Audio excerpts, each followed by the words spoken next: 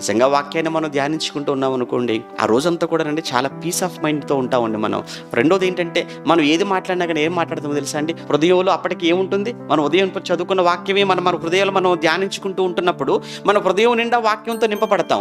కనుక మనం ఏది మాట్లాడినా కానీ ఎలా మాట్లాడతామో తెలుసా అండి, వాక్యంతో మాట్లాడుతుంటాం. ఆ వాక్యమే మనల్ని జ్ఞాపకం చేస్తూ ఉంటుంది. ఏమన్నా తప్పు మాట్లాడాలంటే, ఏం చదువుకున్నావు, మార్నింగ్ ఏం చదువుకున్నావు, ఏం విన్నావు, వాక్యం ఏం మాట్లాడుతున్నావు, అది వెంటనే మనల్ని హెచ్చరిస్తుందండి, గద్దిస్తుందంటే. అంతేకాదు మనల్ని మంచి మనుషులుగా సమాజంలో నిలవబెడుతుంది.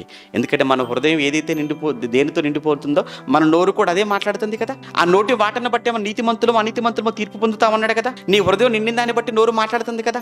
మరి నీ హృదయం నిండా వాక్యంతో నింపుకున్నావు అనుకో, ఆ నింపబడిన వాక్యాన్ని నువ్వు ధ్యానిస్తున్నావు అనుకో, మాట్లాడుతున్నప్పుడు వాక్యం తప్ప నీ నోట మరొకటి రాదు. అప్పుడు అందరూ నీకు దగ్గర అయిపోతారు, అందరూ నీ వైపు చూస్తుంటారు, అందరిలో నువ్వు ప్రత్యేకంగా కనబడుతుంటావు. అప్పుడు నోరు మంచిదైతే లోకంలో సామెత ఊరంతా మంచిది. ఇంకా నీకు ఏ విషయంలో కుదవ నీకు. అందుకే అన్నాడు, నువ్వు ధన్యుడవు అన్నాడు.